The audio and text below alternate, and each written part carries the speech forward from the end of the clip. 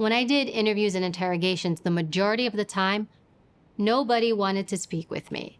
Often they would enter the room and they wouldn't say much, or they'd give me really short answers, sometimes clipped. My goal was to get information from them, and I also needed to read them.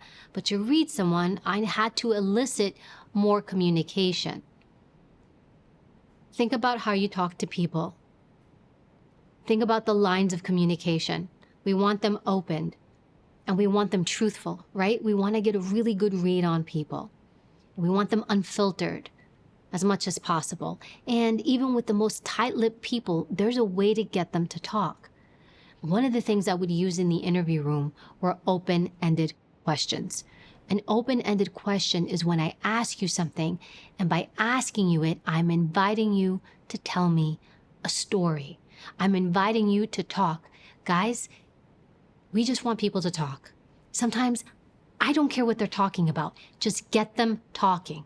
You know why? Because you're going to be able to get their baseline. Don't worry about what they're saying as long as they're communicating with you. So for example, TED is great. TED is T-E-D. Tell me, explain, describe. This is gold. If you are in a scenario where you have no idea how to get somebody to talk, you just drop one of these. Tell me about yourself. Explain to me what you're looking for. Describe to me what you would like. Use this on a date. Get people to talk. In fact, when you go on a date, you talk less, you listen, right? We want them talking, you listening. Why? Because I want you to read the person in front of you so that you know, do I continue or am I wasting my time, right? People will reveal themselves to us when we do something like this. But if you ask close-ended questions, oh, where'd you grow up? What's your mom like? What's your dad like? What's your hometown? What's your career? They're clipped. I can give you short answers. But when you give them a, tell me about yourself, let them go. And here's the amazing thing. You don't know where they're gonna go. So instead of you guessing and putting in so much work to figure out what's going on with this person, let them tell you. And you know what else they're gonna do? They're gonna pick points in their life that matter to them. And you can pick that up just from having normal conversation with people. Hi, what's your name? Hey, I'm Evy, good to meet you. Oh, Evy, where are you from? I'm from Queens, New York, best place in the world. Where are you from? Right? You're getting somebody's tone, their essence, and as you're talking to them in those first few minutes, you're seeing what they do with their head, with their hands, how they move. If you guys are paying attention to me this whole time, I use my hands a lot, right? I'm an illustrator. Also, you should know at this point, I make eye contact quite a bit. I look at you when I talk to you. It's my default. The other thing you should have picked up by now is that when I try to remember something, you may see me break eye contact. When I try to recall, my eyes go up. You may see me go this way, you may see me go this way.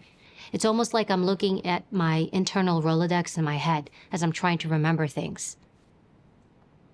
Boom, you've got my baseline. To keep the flow of communication going, I want you to not do these three things. It's important.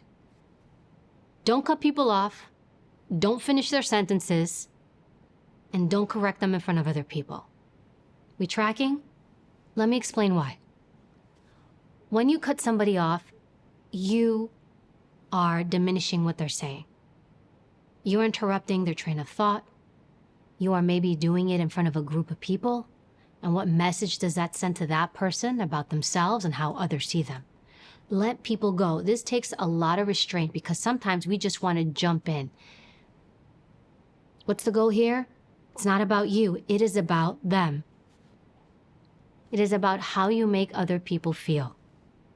That's really what this is at the end of the day. How do people feel when they're around you?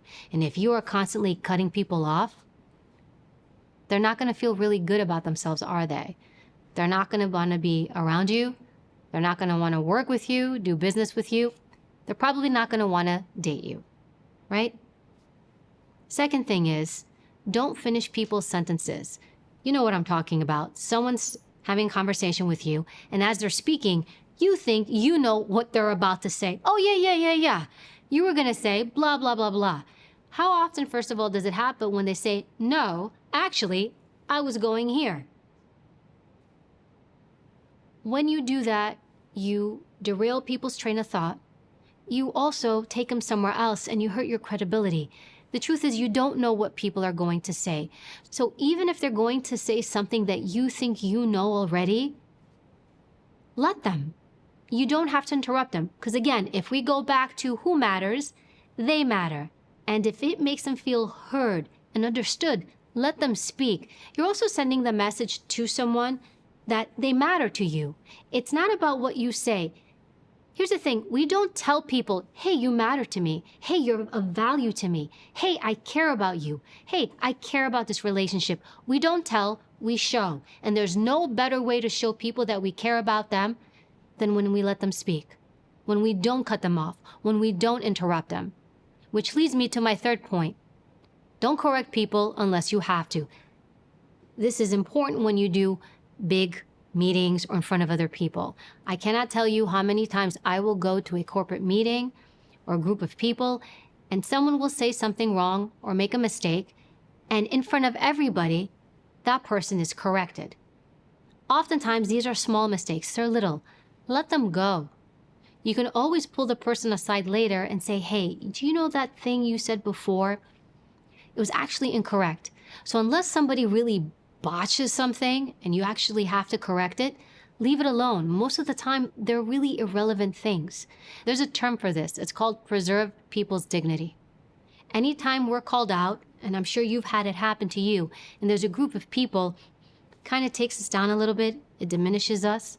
Also, when we get called out like that, even if they're good intentions, we are less likely to speak again later, are we not? We're less likely to share, to open up. We may even resent that person. But when you can pull somebody aside and say, hey, that thing you mentioned earlier, it's actually this. It's okay. I didn't want to bring it up in front of the whole group, but now you know. These are key things that we can do to help our relationships flourish. It's always interesting. A lot of people think influence is all these magical things that you're going to throw in and all these secrets to get people to connect with you, when the majority of it is you doing less. It's you saying less and you really giving the podium to other people to stand on and speak. You may think, well, everybody else is taking the shine. No, they're not. You are getting information. You are a gatherer of intelligence. You are your own CIA. And would you believe that often the words that actually come out of our mouth have the least impact on people? It's not what you say, it's how you say it. That's how the intelligence community works. We're not talkers, we gather. I want to know what this guy's thinking. I want to know what she's up to. I want to know what they're doing. I want to know, and when I know, and I have information, and I have the intelligence to make decisions about who I want to work with, who I want to steer clear of, who I can trust, who's going to be shady, who I want to date, maybe who I want to marry. This is how we move through the world, but you can't move through it with blinders on. All I'm trying to do is get those blinders off so that you can see clearly.